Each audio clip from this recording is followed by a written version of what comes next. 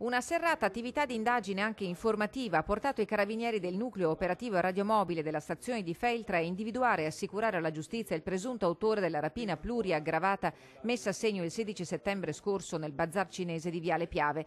Si tratta di un veneziano di 30 anni, da tempo domiciliato a Feltre per ragioni di studio. L'uomo, che risulterebbe iscritto ai corsi per operatore sociosanitario, è un volto noto alle forze dell'ordine. Diversi precedenti a suo carico, anche specifici e per reati contro il patrimonio. La sera del 16 settembre il trentenne entra al Lidl di via Montegrappa, a quell'ora affollato di clienti, impugnando un lungo coltello da cucina e intimando a una delle cassiere di consegnargli il denaro.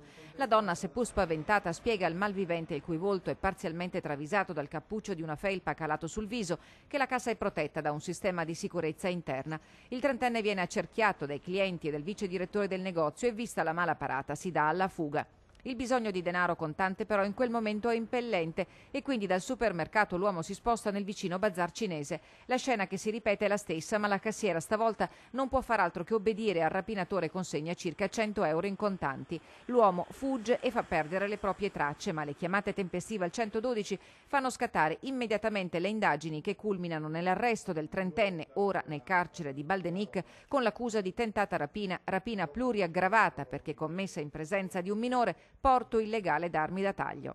Un battesimo di fuoco per il neocomandante della compagnia Carabinieri di Feltre, il capitano Angelo Lachimia. Il lavoro svolto nell'immediatezza, nelle ore successive, un lavoro di investigazione, ha permesso di dare una risposta immediata. Tant'è vero che è stato individuato, sono stati raccolti elementi importanti ed è stato individuato il responsabile. Il capitano Lachimia arriva dal nucleo radiomobile dell'Arma di Roma, ha 37 anni ed è originario di Lamezia Terme. A Feltre conta di perseguire l'obiettivo della sicurezza con la collaborazione dei cittadini.